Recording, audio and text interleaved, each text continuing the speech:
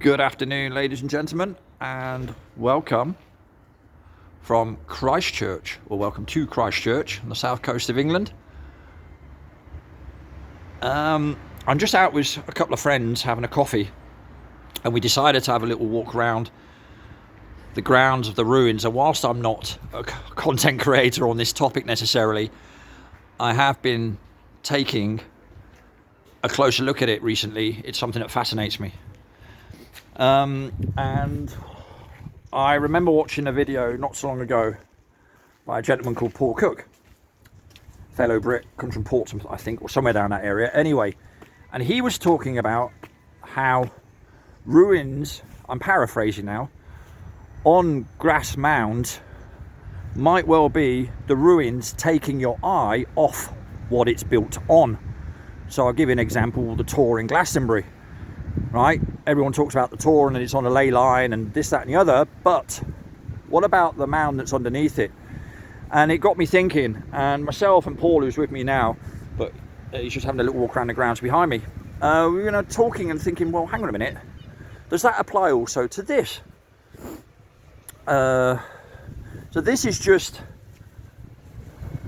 next to the main priory here in Christchurch, you can see there in the distance.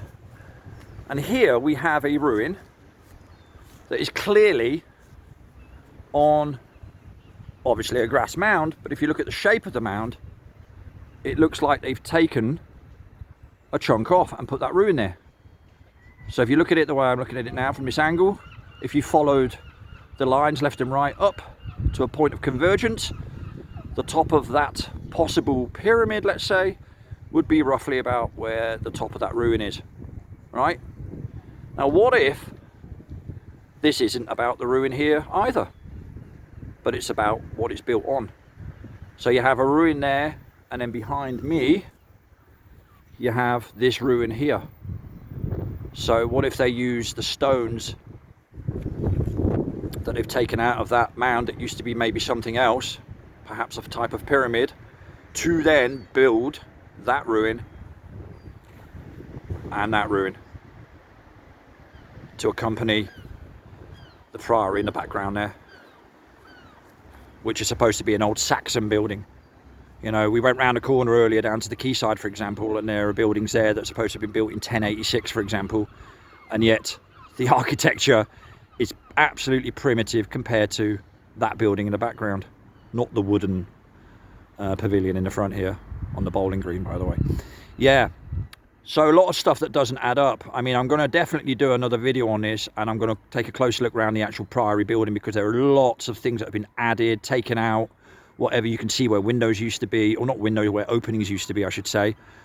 You know, because that then, I mean, it fits the narrative perfectly that's been talked about now for many people in the community. I'm not revealing anything here, but it's just something that interests me so much, it's worth just emphasizing. You know, the fact that we are being lied to about pretty much everything, including our immediate history. You know, it's fascinating.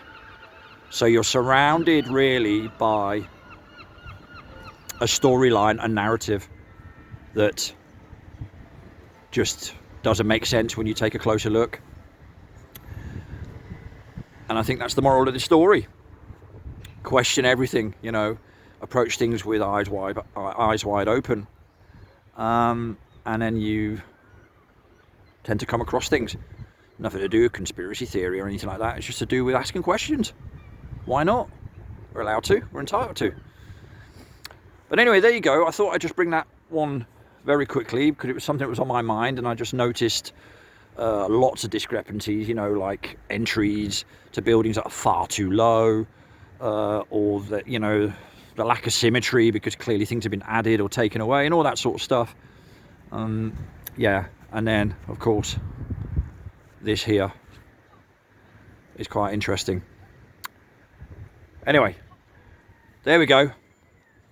Christchurch on the south coast of England, being as quaint as ever. Lovely part of the world. Yeah, interesting. Lots and lots of questions upon questions. Well, I hope you're all having a good week hitherto. Hope everybody's healthy and all that, not in the same way that the authorities are telling you.